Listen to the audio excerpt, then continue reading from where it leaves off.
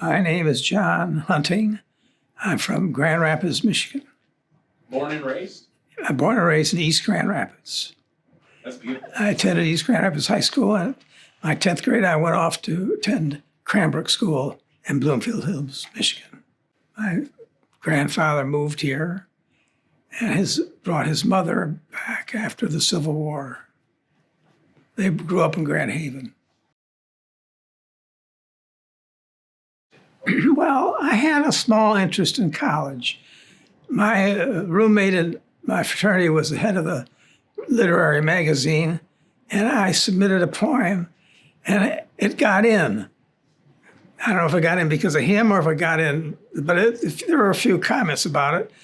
But I was having a little angst at the time, living at the university and being kind of lonely, and so I wrote a poem, and then I wrote a few other ones that weren't any good. And but I understood. I appreciated the pain that poetry often comes from. Not always, but often. And so that kind of submerged. I mean, I didn't have anything to do with poetry. But when I set up my foundation, I inherited some money, so I set up the foundation. And my buddy that I grew up with, Jim Allen, was teaching poetry or teaching literature out of Grand Valley. And of course, as a foundation, you like to put money into projects that other people run. And so I called him up one day and I said, Jim, you know, you like poetry. Why don't we have a poetry contest? If you're willing to run it, I'll be willing to back it. And he said, yeah. And that's how it got started. And he went out and did the work, got the people, and we put up the money. Well, I didn't really gravitate too much. It's just that Jim was there, and there's a guy who's willing to run the show. If he had been interested in musical theater, I might have put up money for musical theater. The big thing is there's somebody willing to do the work.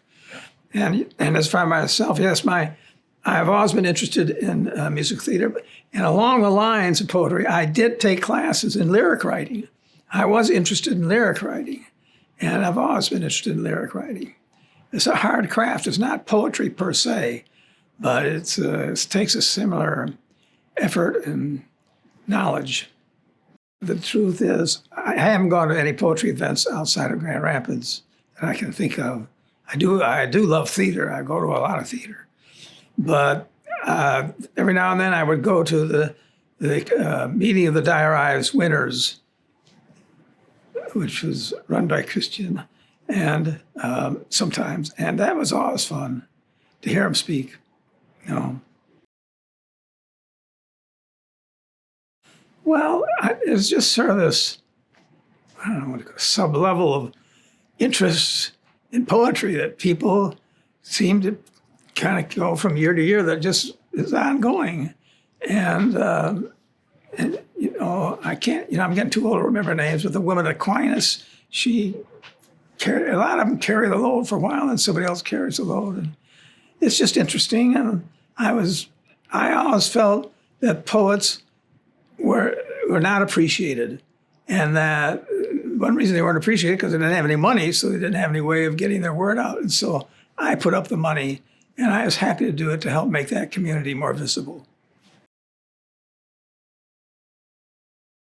Well, I think poetry has a lot of power. Invictus and so forth. People live by poetic expressions, or at least they did.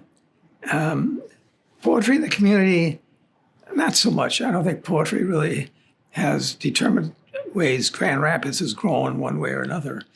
But for some people, it's a specialty and it's important to them and deserves recognition. It certainly salvaged my friend Jim Allen, who I'll talk about later, I guess. Is that right? Huh? I said, or now. Oh, well. Yeah. Well, Jim Allen, when I grew up together, the same class, and so we know each other pretty well. And so I went through his trial. He became an alcoholic, and his first wife divorced him.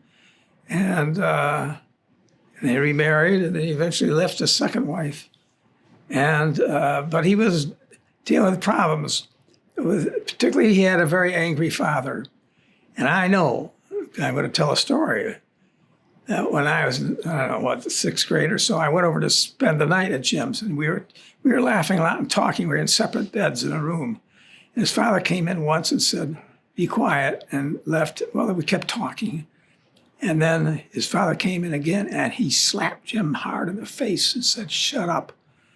And he cowered, and I was just thunderstruck. I was dumbfounded. I couldn't believe that this happened. His father was a very angry guy. He refereed fights at the Golden Gloves and judged fights at the Golden Gloves. And Jim grew up with that. And I think that led to a lot of internal swirling of anger. And I think that's one of the primary sources of his poetry. And so when he was out there, so he managed to go to AA because he really had a drinking problem. He went to AA, and he became a stalwart member of AA and would go out and help other men get into AA. And when he died, to his funeral, several guys came there and said that Jim Allen saved them and got them off alcohol. And so poetry was his expression. And I was happy to help him do what he did. I have one of his books here. I have the first two copies of Dyer-Ives Contest, but I can give this one to you. Selected poems, you can read them. You'll see these dealing with problems and try to find. But here's one I discovered: "Voices in the Wind." Voce en el Viento. It's a bilingual publication. James B. Allen and Carmen Aravina, and they published poems in both Spanish and I think they must have translated each other's poems. I thought that was interesting. When are those two books from? I said, when? Yeah. Well, I don't know. Let's see if we can see here. Certainly before the 2000s, 1996. Yeah, that's a nice cover. Yeah. Let's see here, 1993. Wow. So he published all his life. So, and I set up at Grand Valley Archives a Jim Allen section and sent my letters and some of his books there. So there is in the Grand Valley University Archives a section on James Allen. Right on Division Street, it was called Allen's Bookstore, but it wasn't run by anybody named Allen. And then the gentleman, whose name I forget, put it up for sale. Well, Jim Allen went and bought Allen's Bookstore, and he ran it for a number of years. I'm not sure he was successful at running it. That's a tricky business. But it's right where Monroe Center and Division Cross, right where the Civic Theater owns those buildings now, right on Division Street. I have a story I want to tell before I forget it. It just popped in my mind. Well, I lived in the Upper West Side of New York for a number of years. And there was a health food store 1 block from where I lived. And I walked by the health food store, and there was a sign in the window. And the sign said, "Poetry Lessons." And then it put a woman's name who I forget now. And at the end, and bottom, she listed her accomplishments, all her winners. And the very bottom of it said, "Winner, Dyer-Ives Poetry Contest." That in New York City, that made my day. I couldn't believe it. So, well, my involvement was to call Jim and see if he would do this, and then put up the money. And that was my major involvement for that. I did not participate in selection of judges or anything. I just wrote the checks. And when you May I have a comment? And what was really stunning is it ran itself, that these poets care about each other, and none of them ever refused an invitation to help out. And, there was somebody like Christine in charge of the whole operation, and they passed it along through the years to each other. Who was before you, Christine? Weingarten. Weingarten? Yes. So, we always found, and they're always willing to do it. And just as poets really try to help each other out. It's the lesson I got from that. 68, Greater Grand Rapids Poetry Contest, 1968. And so we are, I am sure, the longest running poetry contest in the country. So I am sure, but because most of them, don't last very long.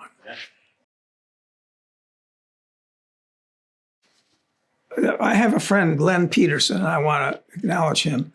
After we did the poetry contest, we said, well, we ought to have publish something. And Glenn Peterson, who worked for Erdman's Publishing, is a close friend of mine, said, I'll do something. And so he's the one who put these together. I don't know who where the graphics came from, but here it is, William B. Erdman's Publishing Company. So he got Erdman's to publish them. And then he went to Ray Widenauer, who was a very famous local painter and drawer, and got permission to use one of his sketches. And so he put that outside. And so X.J. Kennedy, that just blows me away.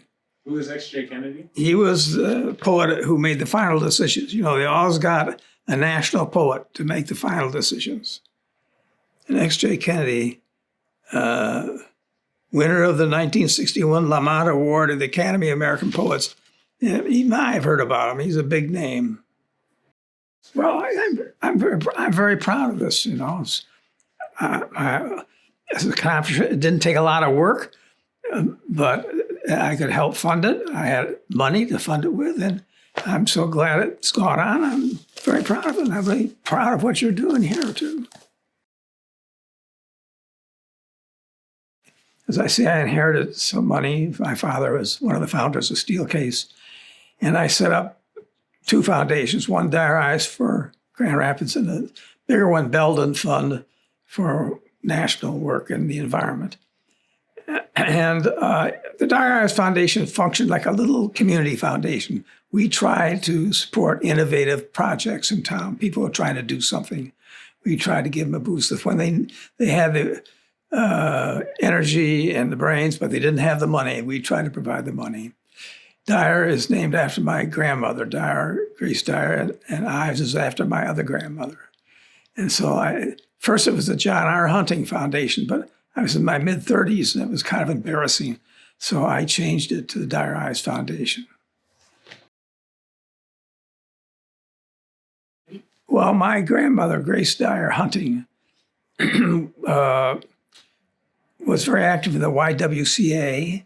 And when it came to build the building, which is on Sheldon Street, she was in charge of that committee. And she raised the money in 3 months to build that building. However, I have since found that the men of the community, one of the bankers called the men of the community together and said, we want to support this. And so when she went out to raise money, she got a good reception. So that was her philanthropic contribution to the community. Well, I just hope they remember poetry and that poetry will get a certain amount of support, keep the bubble afloat. And of course, art is a big word. Arts gets quite a lot of support in Grand Rapids for a community our size. We do pretty well. I'll put a plug in for the ballet. I think we have an amazing ballet for a community our size.